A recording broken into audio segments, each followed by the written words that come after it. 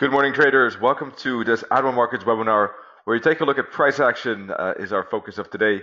And before we do that, though, be aware that this webinar is shown to a global audience. Take a look at admiralmarketsglobal.com, select your country of residence, and contact the appropriate entity to find out if it is suitable for you and other details. Also, please be aware that trading for exchange and global financial markets is considered high risk and may not be suitable for everyone. Please seek the advice of an independent financial advisor for more information on that. This webinar is not advice and is for informational and educational purposes only. Plus, by continuing watching this webinar, you agree with this disclaimer, and you are also aware of the risk involved when trading. All right, thank you so much for your attention. In this particular live trading sessions today and tomorrow, same time, we take a look at the technical analysis, of course, mostly discretionary technical analysis, and basically go through the following steps. First of all, number one, I'm looking to identify the trend, the momentum, and to see, if it's worth trading with the trend and with the momentum, or perhaps sometimes even against the trend. As long as momentum is on our side, that's probably the most number one key. Trading with the trend is always a bit better, but there are certain opportunities, of course, against the trend as well. But they are scarcer and more difficult to find, and they're riskier. So the second step is that we're looking for basically a pullback within the trend. We're looking for an opportunity, which could be a fib or a pattern like a bull flag or bear flag or head and shoulders, etc. Then we want to see if there's anything particular that could stop a trade from materializing, like a support or resistance, perhaps a pivot point. I use fib levels for this purpose as well. And then last but not least, basically when I identified, let's say that I did in the first three steps, I did the analysis. I know which direction I want to trade. I know approximately what area I'm interested in. That's basically the decision zone. In that case, let's say the 50 fib, I want to trade to the upside, but I'm waiting for the pullback to the 50 fib. That's my decision zone. So as soon as price gets to that fib, I am interested in trading it. And the trigger then decides how I enter. A trigger could be, for instance, a touch of the 50 fib, or a candlestick pattern at the 50 fib, or a break of the trend line, resistance trend line, this red one, could be the trigger.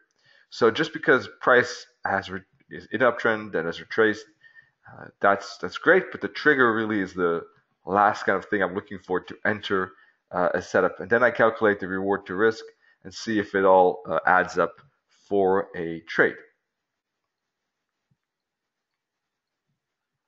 Alrighty. First of all, I wanted to let you know that tonight we have a special webinar that's a bit different than usual. So let me explain that first of all. Basically, we will have a webinar on the British referendum, on the EU membership, of course, as you probably know. That's this Thursday, 2 days from now, the 23rd of June. That's when Great Britain will go out and vote. And they'll decide, or they'll choose and give advice to the government, the British government, whether they want to stay or leave the EU. So as far as I know, I think this is a first. I don't think there's ever been a referendum to say, once a country is in, right? I think the British did have a referendum before they entered, actually, if I'm not mistaken. But I don't believe there was any country that had a referendum once they were in. So that's a new idea, as far as I know. I'm not an expert in referendum history, though. But the other countries, some other countries have already shown interest. I think the Netherlands has a majority already for such a initiative. So you can see that it could be causing some kind of mini chain reaction. Well, let's see how those things develop in the upcoming years. As we all know, the EU is they say a bit in fatigue, right? The citizens are getting a bit tired of it.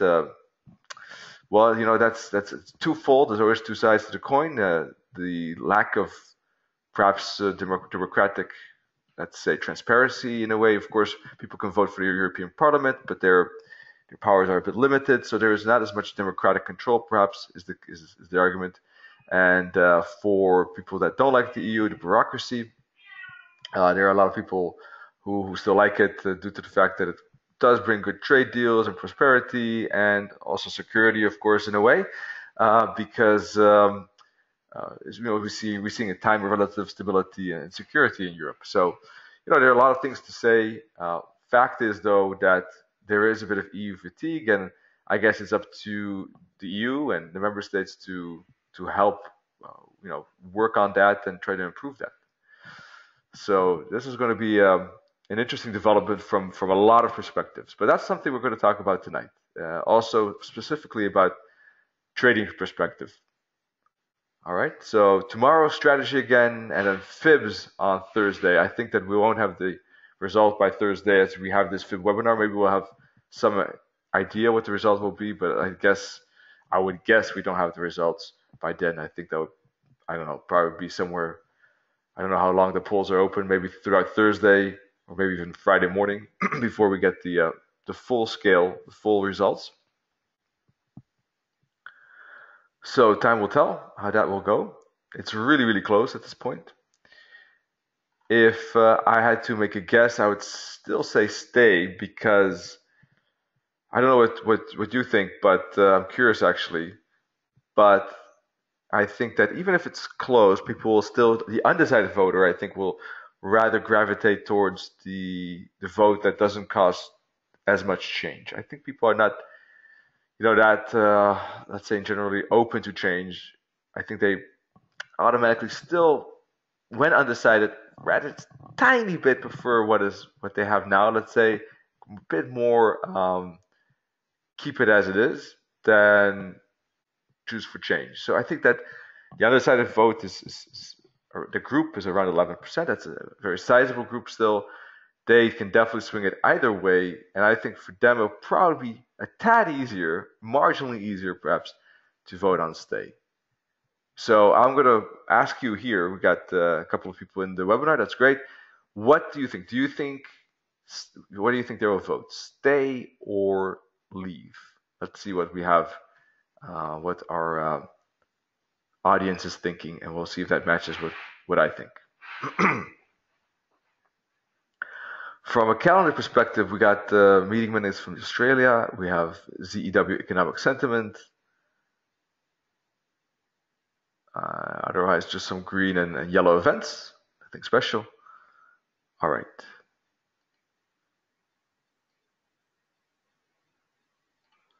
So,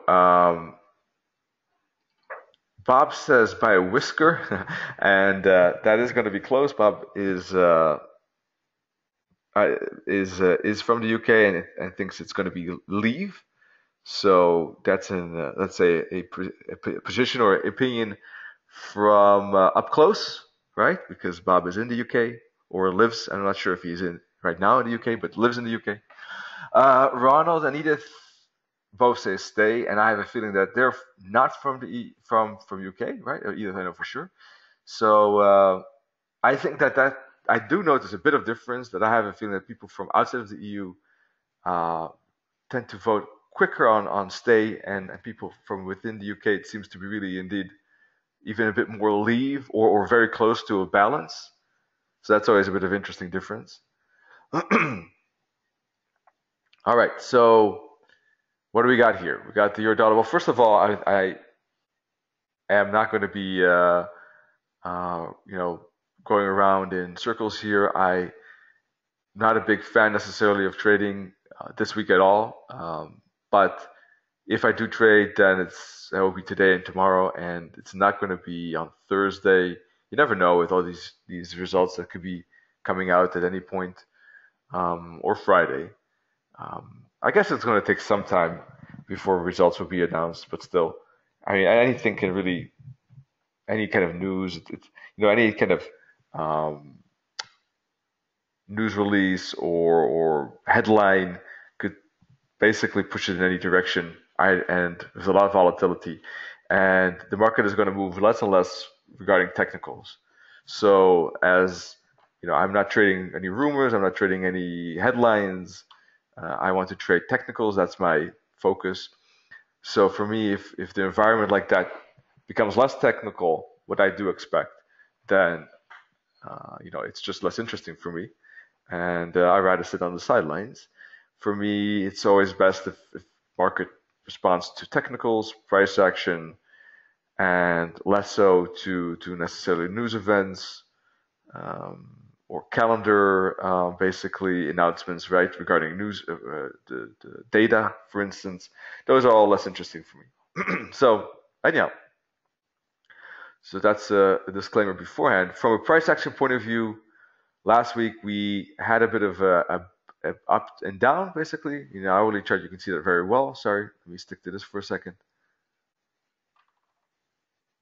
We started here, so we basically went up, down, up, and ended up at the same spot as we started, more or less.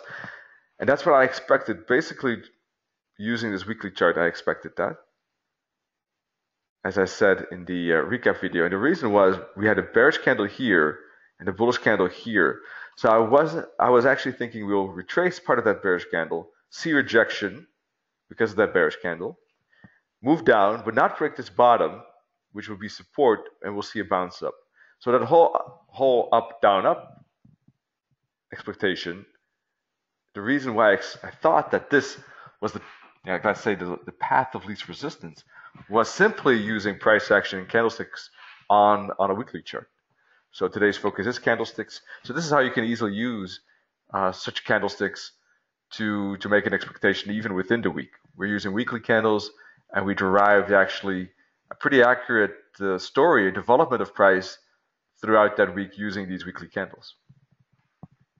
All right, so from that point of view, we have now a very bullish candle. In fact, we're already above last week's high, and we're bouncing off the bottom of this trend channel.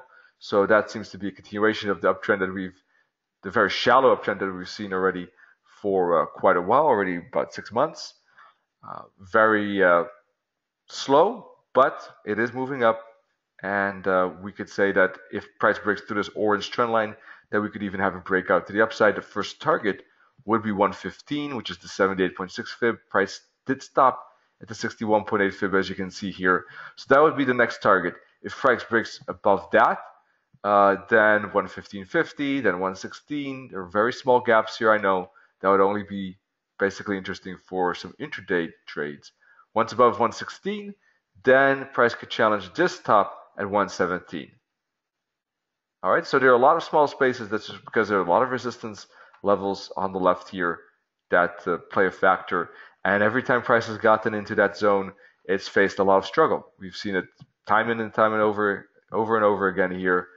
That price is just very difficult for it to break above that zone. And every time it goes into it, it respects those levels.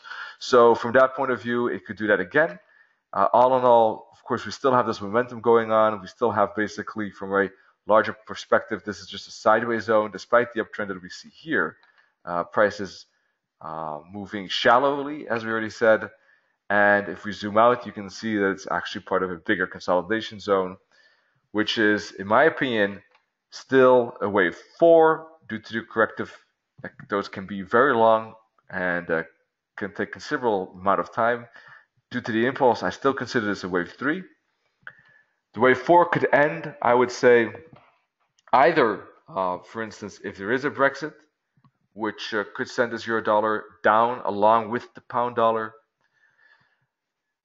and or if there's no Brexit, then I would say a rate hike later on this year by the Fed, perhaps fall, for instance.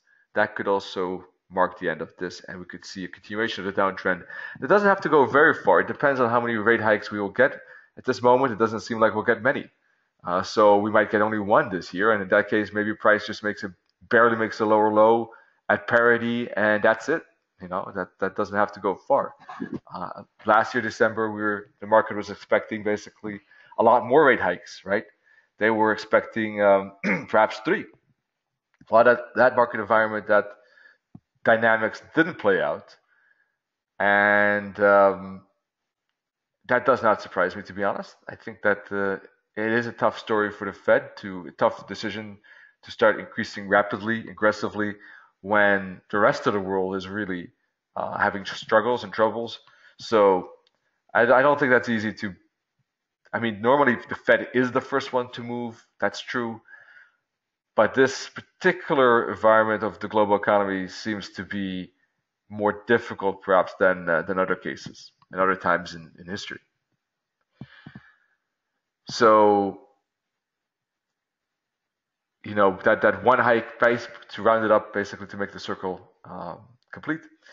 One rate hike seems the most logical at the moment, but that could be enough to propel it back into that downtrend. But you never know how long wave fours are. They could be sometimes very lengthy. The moment I think that it's not a wave four is basically when price breaks above the 50 fib, then it becomes increasingly less likely that this is a wave four, which is 120.75. All right, so if price were to break above 117, by the way, then that would be the next fib target for the upside. And that's a big level because price should stop there. But if it breaks above it, for instance, if it moves up like this, then pauses and then breaks again, well, then something else is going on. This is not then the 1, 2, 3, 4, 5 bearishness that I expect. At the moment, this is a wave 1, 2, 3, 4, 5 because of the impulses that we see here. This is a very strong momentum, and if you put oscillator, you will see that very clearly. And because of the sideways zone, the fact that it stopped at the 38.2 fib, those are all arguments that this is most likely a wave 4.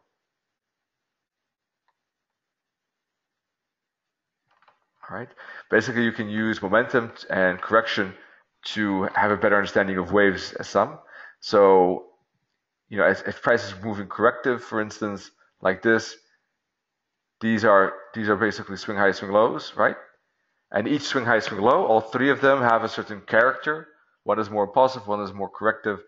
And what you do as wave analysis is basically connect those swing highs and then label them. So if you look already at momentum correction, which is always useful, then you're already half a wave analyst without knowing it.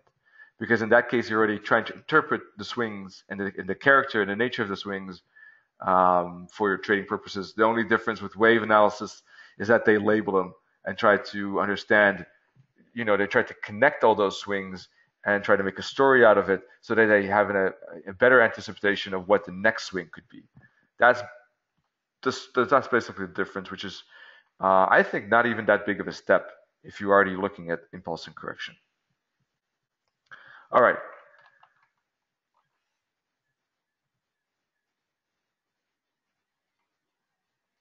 Let's take a look at the daily chart. You see basically yesterday being pretty bearish. Daily candle, big wick at this trend line. So I would expect today and tomorrow not really to break above this trend line. And I don't think we're going to get much of a. I don't expect, because of that daily candle, to see a push through that resistance trend line. Depending on the result on Thursday, it could, for instance, do like that. That could be totally connected to the news event. If it does break now, I have very little faith that it will move up higher. So that makes me not so interested in trading it either. So the only thing that I think could be interesting to trade is perhaps a bearish bounce at the resistance. Just kind of considering the psychology of the market that it will probably not break, and considering that it will probably just stay within this zone, that might make the most sense for today's trading. If you look at time factor, we got 1, 2, 3, 4, 5, 6 candles now breaking this top, which means that this momentum is over, and from green circle to green circle is a swing high, swing low at this moment, according to my definition, which means that we're now correcting. And I would not be surprised that if price goes up to challenge this top, it does not break. So from that perspective, I think that's the only thing that I think could be interesting is actually a counter trend, counter momentum bounce off the trend line. One of the ways to do that is we could put a fib from here to here.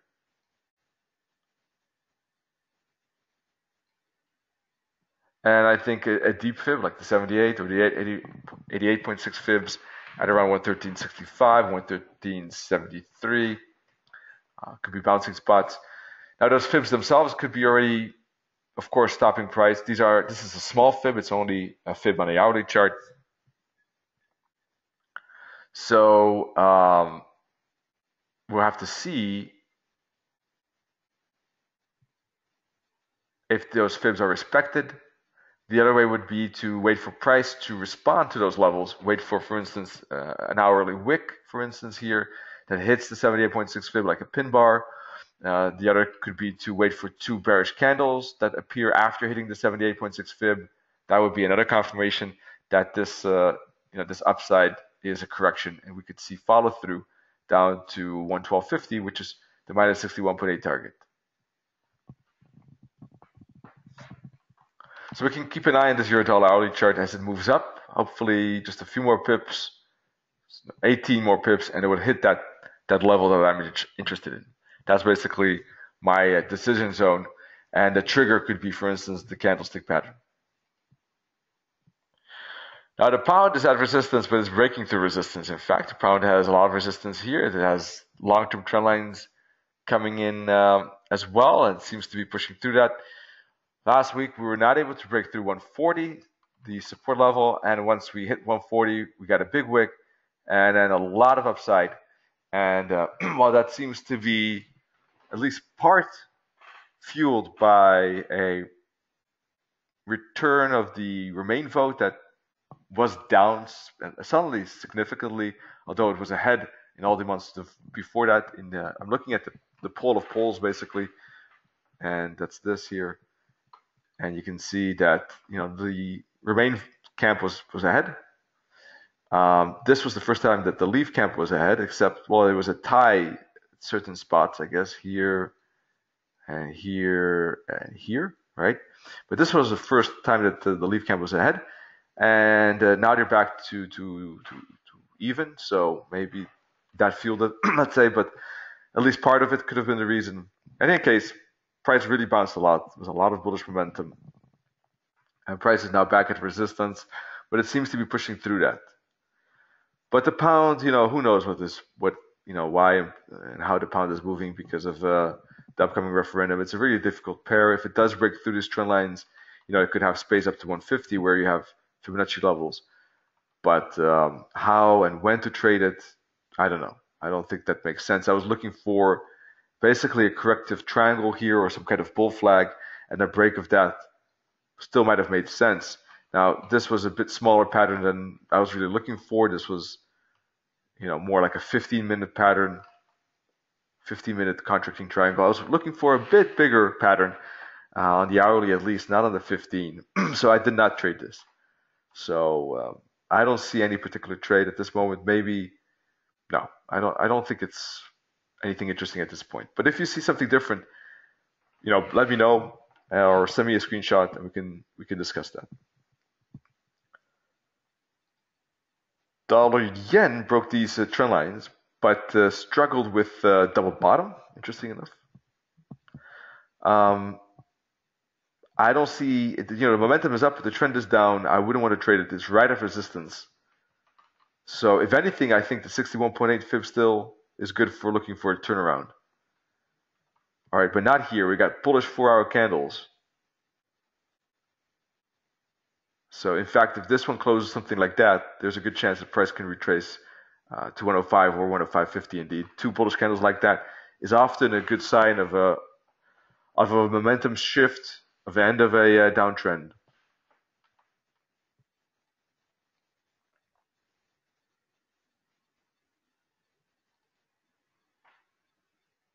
Got good bearish candles though on this daily chart, so that obviously leans more towards shorts. That's why I still think that from that point of view, if it retraces a bit deeper down up to the 78.6 fib, that those could still be interesting levels. So that could be good to keep an eye on this hourly chart as price basically tries to reach the next fibs, and it shows some engulfing weakness here, for instance, here with candlestick patterns. That could be interesting as a bearish bounce trade. All right. Euro yen is showing also a reversal, basically. You got a trend down, but upside momentum. And recently a bounce. Two bullish candles as well here. Got bullish candles here. So there seems to be a continuation of the retracement that we see on a higher time frame. And on the hourly, we see also basically price breaking through this trend line already right here like that. For instance, we see bullish candles on this hourly. So it seems to be set. I would like to see a bit of a pullback for continuation of this reversal. I think that is the most likely trade on the euro yen at the moment. Some retracement, for instance, back to this purple line at 118. We've got a top in here, and it would be a low of this candle. So I think that makes sense. 4-hour chart is the current low here. So I think that makes sense with the stop loss probably below this bottom or below this candle. Obviously, below the candle is riskier.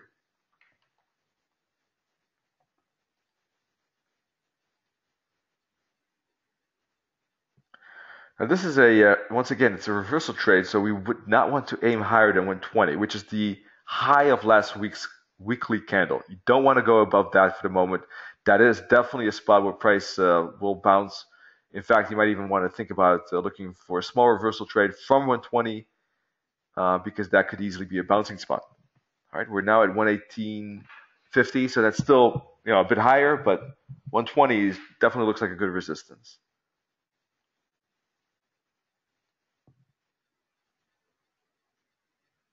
Alrighty. Good morning, Caitlin. Good to see you. Do you have any particular pair in mind that you would like to look at? We already took a look at the euro dollar. The only thing I think is interesting is a downside trade, which by the way, also makes the euro yen a bit less interesting because that would be opposites of each other. This would be a longing euro. The other one would be shorting euro. So that is in a way conflicting, obviously. So that could be partly explained by the yen because the yen is basically making an upside, which could fuel the euro yen upside too. And the euro dollar might only move lower later or slower. So they don't have to necessarily exclude each other, but there's a bit of a red flag for this euro yen idea, I think. Or we will get the upside breakout above this trend line of the euro dollar. So, but I think that is less likely. So I would say, okay, let's be careful with this euro yen idea that I have, considering the euro dollar resistance so close by. So let me take that off the table then. Pound yen maybe perhaps a bit better. I have a limit order as a pullback, as a retracement, so that makes maybe more sense. We can take a look at that right now. And dollar yen I still think makes sense if it reaches resistance. Pound dollar does not make sense. So that's a quick recap for Caitlin. Your dollar short, as it I think is interesting if it reaches and bounces off this trend line again, as it stays within basically these triangle lines here and here. And don't expect a breakout prior to the referendum. It could happen. But if the breakout, if the breakout happens, I don't think it's going to go far. Pound dollar is not moving, is not an interesting position. And let's talk about the pound yen.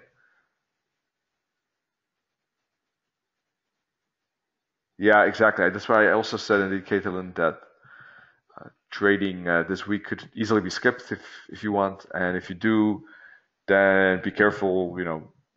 Reduce the risk. Maybe not trade.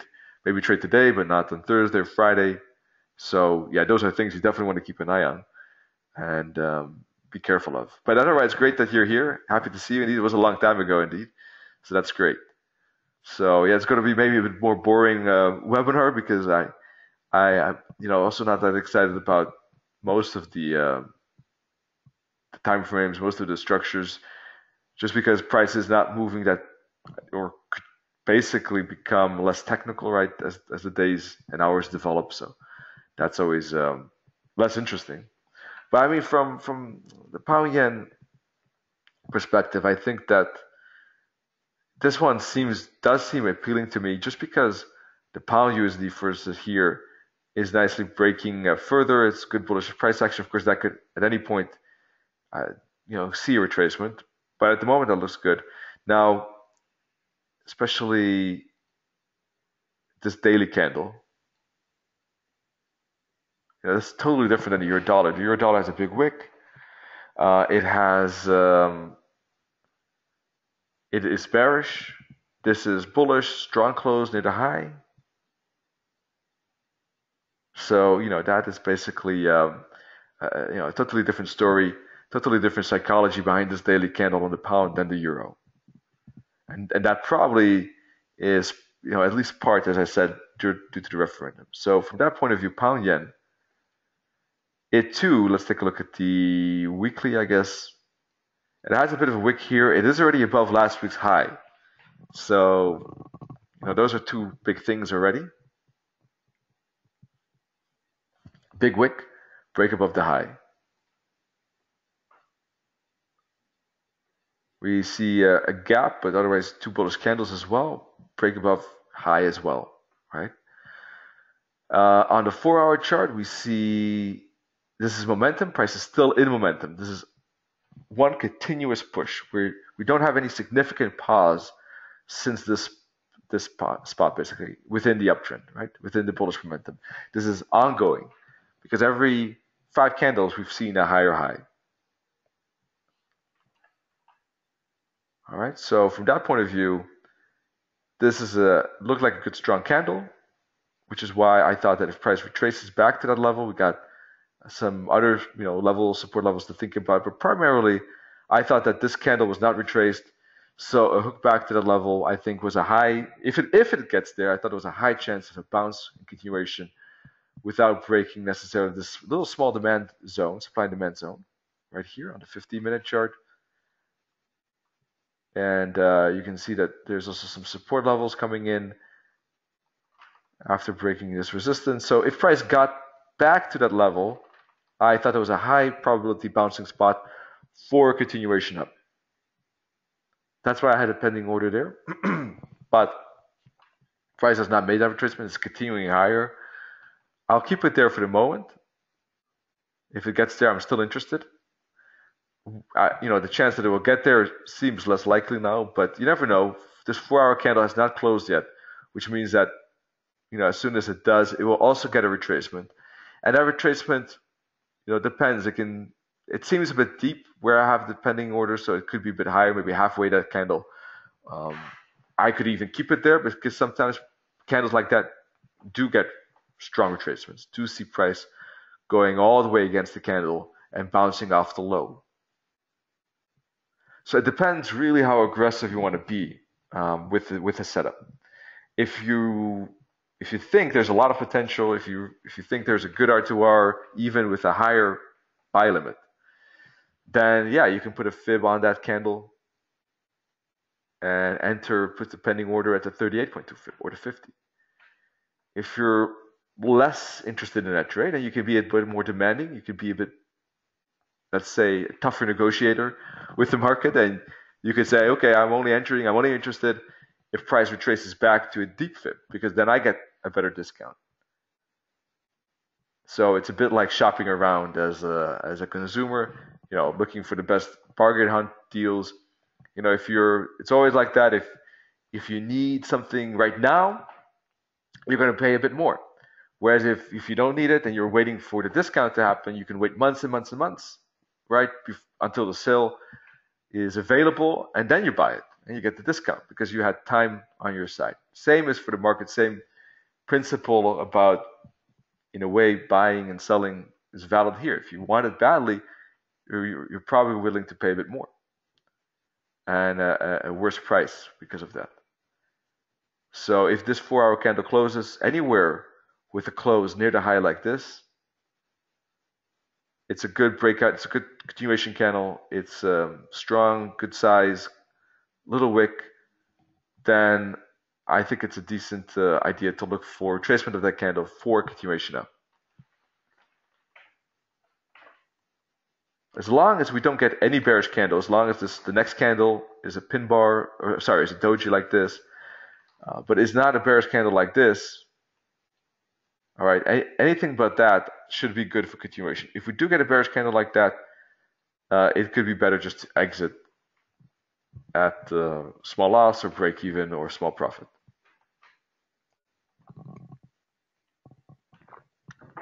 This one is probably one of the ones that I think is the most interesting at this point. I mean, I know it seems almost crazy to trade the pound yen maybe throughout this week, considering all the volatility points, but purely looking at technicals, I think that this makes the most interesting structure at this point. My target is the minus 272 target right here when fibbing from on an hourly chart from here to here. and that's the 155. I have it at 154.90, just below, a few pips below the 155 round level. And if you have the fib, of course, on the candle, you see also a minus 61.8 target by coincidence there. So that would be 154.90 is where I'm aiming for. So at this moment, it's a 210 target versus a where I have it versus a 60 risk. So that's about a 3.5 reward to 1 risk. Obviously, if that balance changes if I would move it to the 50 fib, because then I add 50 pips risk, but reduce 50 target, and then all of a sudden the balance is 160 profit versus 110 risk, and then it's a 1.5 R2R. So from 3.5 to 1.5.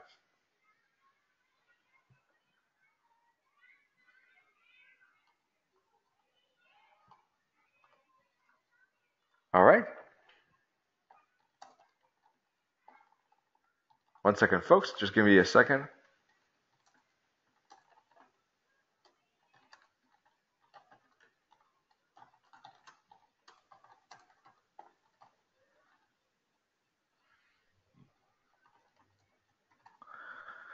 Alrighty. So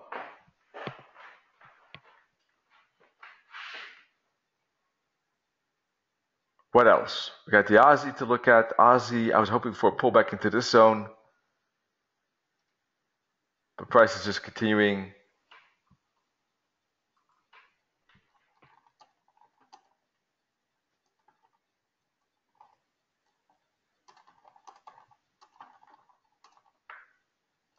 All right. But reaching the top right at this point, I think that ultimately this looks more like an ABC to the upside. Um,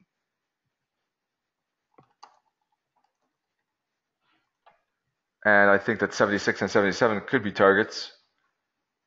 It is a bit of a contradictory kind of structure because we have momentum here, we got momentum here, we have momentum here.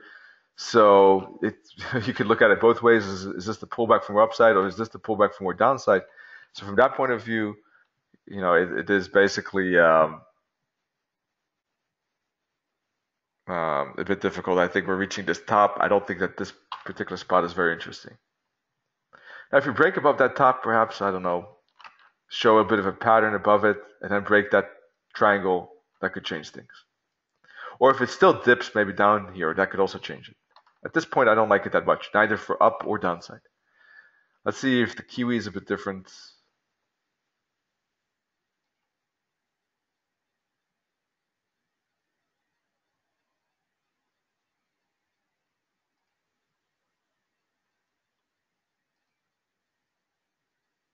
Not that much. Delta CAD is inching lower. It seems to be about to break this bottom.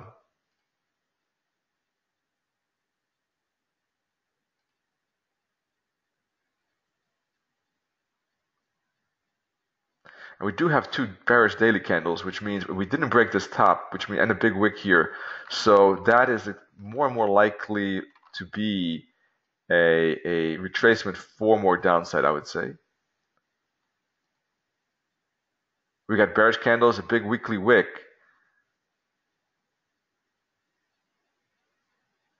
So that looks a bit more bearish at this moment.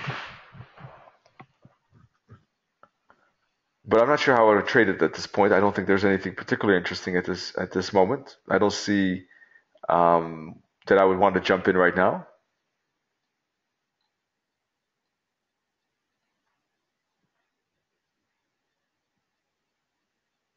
Looks a bit strange. I still think it looked a bit awkward in a way. We got this nice trend line here. Let's connect those dots.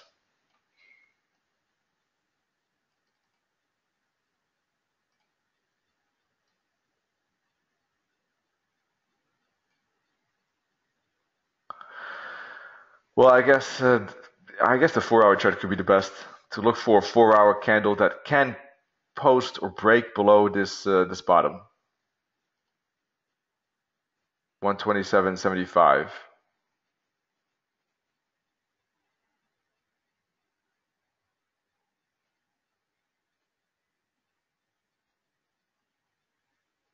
Yeah, close below that, near the low, with a decent sized candle. I think that's going to be at least, now this is pretty small, there has to be at least 30, 40 pips, right? So it has to really push a bit, still at least, I would say 50 more pips at the very minimum, right? Preferably 20. So if it gets down to around, what is it, 127.50 roughly, and closes near that 127.50, then that could be a breakout candle, and a bit of retracement could see a continuation. I'm not a big fan, but that is a potential breakout there.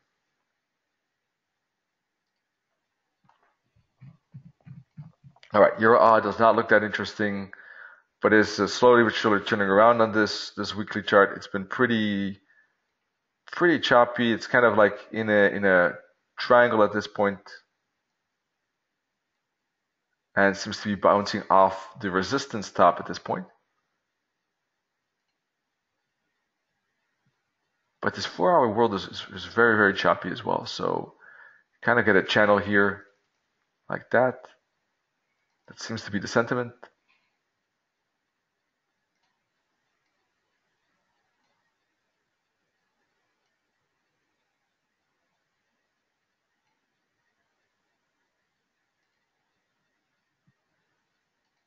I don't see necessarily any particular trade. Pound odd. Let's take a look at that. We had a couple of upside candles here too. It seems more interesting for upside due to the strong momentum on the daily. Good daily candles, good 4 hour momentum, good 1 hour momentum.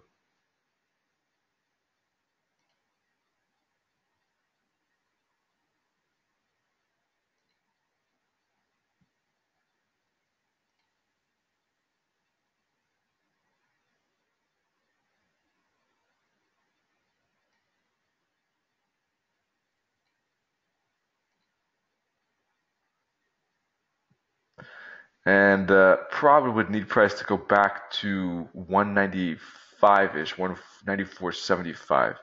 Retrace a bit more this daily candle to retest maybe the open of yesterday and the low of yesterday, and find support there. That could be interesting in a continuation of this momentum.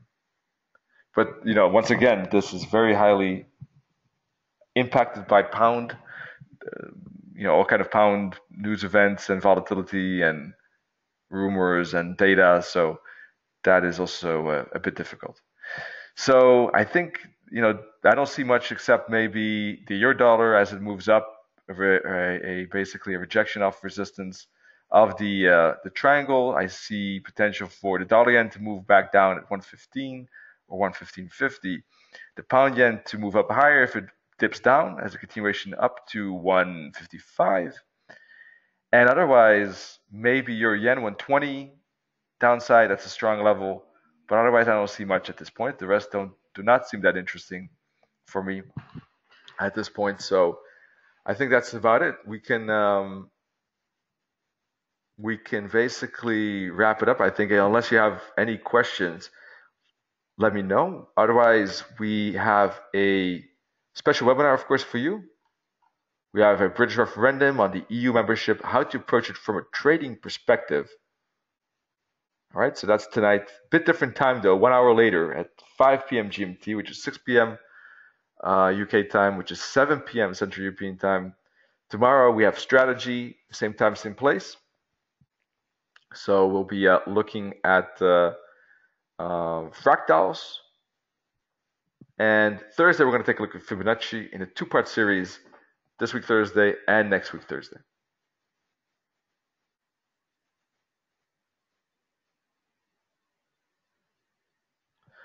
No, we don't have any plans for a webinar like that, but it is an interesting idea.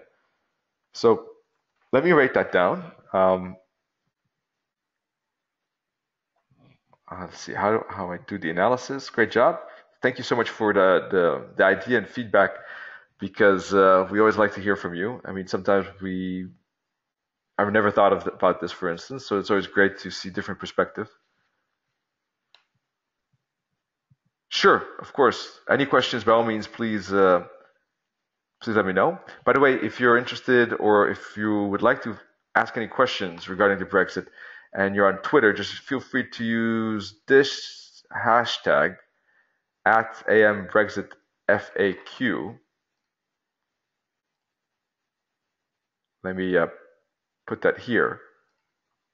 All right, and if you're on Twitter, you can use that. Just write a tweet with that hashtag AMBrexitFAQ, and we will see it. Dan and I will keep an eye on it, and we can respond to that.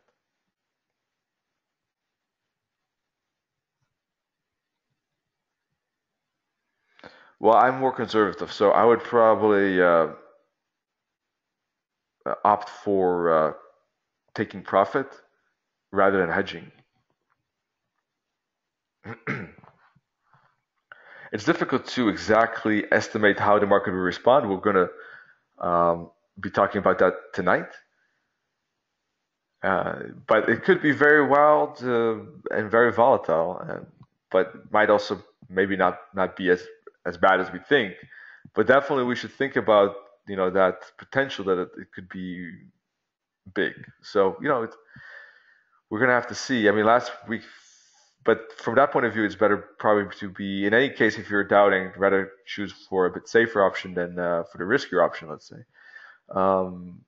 Last week Thursday we were talking about the Brexit, and I think that we should see. We'll talk about that tonight too. We should see pound weakness if Brexit exits, just because of the uncertainty. Markets don't really like uncertainty, and we're going to get into a period of time where there is a lot of uncertainty. The EU could snowball into a collapse, and this could be the start of it. How the negotiations will go between UK and EU, that could be tough for various reasons. But both want a deal, but they want it on their own terms. So that could be a tough struggle. So there's a lot of uncertainty how those things will develop, and I think that's just going to create weakness for euro and pound. Now, I'm not saying with the Brexit, if UK stays in, necessarily all things are solved here in Europe and Great Britain. But I think from a market perspective, there's less uncertainty for the moment. So I think that's basically it. I am short around 111, and I cannot decide to close them. Would you have to? Yeah, that's the same question. Okay, great. So that's my point of view. You're short. Which pair? I was thinking just in generally, but I actually see that you're talking about a specific trade. So I misunderstood that. Sorry. What are you short at 111? Is that your dollar? Okay. Got it. Sorry. I thought you just meant like general questions. So that was a misunderstanding from my side. So you are in a short from 111. Understand.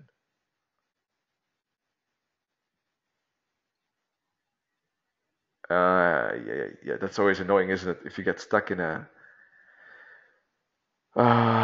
trade like that, and the market starts to go against you, right? It almost seems like that it's basically just the most annoying point almost you can imagine, right? From this chart perspective. Well, if you don't have a stop loss at the moment, that's a very difficult spot. As you can imagine, I mean, I can't recommend anything to be honest. But if I were in your shoes, right? Let me say it this way, then I would try to put a stop loss somewhere because otherwise, I don't know how much risk this is for you, but you want to limit that so that you don't, in a way, blow up the account if that's already not the case. So, let me think.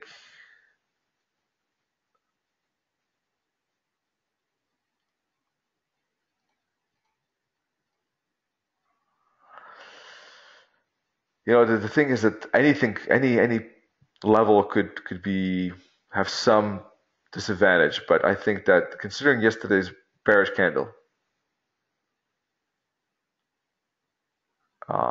probably a break will not happen. So 114, above 114 here, a stop loss could be the best. Now that is a big loss. I'm not sure how big that is for you, but if you don't use any stop loss and use a hedge, yeah. You see, I'm not a big hedger, so I guess you'll have to ask someone else for that. I mean, I don't. Way in the past, I did it occasionally. Well, so a long time ago, and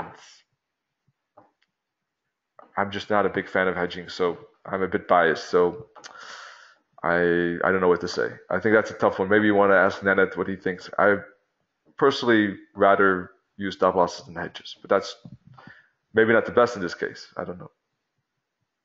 Let's see. Caitlin says looks badly on the weekly.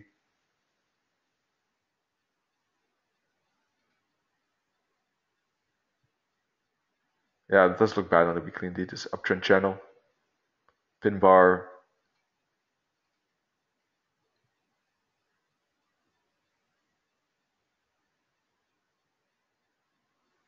4 hour and daily looks like it's really strong of resistance, and I think there's a good chance for the market to stay within this zone till Thursday. And if it does make a dip down, I think that would be a good idea indeed. Yeah, 112.50. If it gets down, I think that that could be a bouncing spot back up again, and then it could move maybe something like this, for instance. It could ping pong between these levels like this, right? Perhaps. So just an example. So that could be 112.50 could be not a bad idea, and just to get that headache off your table and limit the loss in some ways. That's what I would also probably think of if I were in your shoes. But it is a tough spot, and I hope that yeah, you can find other advice as well, perhaps that can help you. And I hope that from your perspective, this thing starts to fly down, at least down to 112.50, if not further. All right. So let's see how tomorrow it goes. We'll be back tomorrow. Hang in there, Dogan, and wish you all great trading. And talk to you soon, folks. Cheers.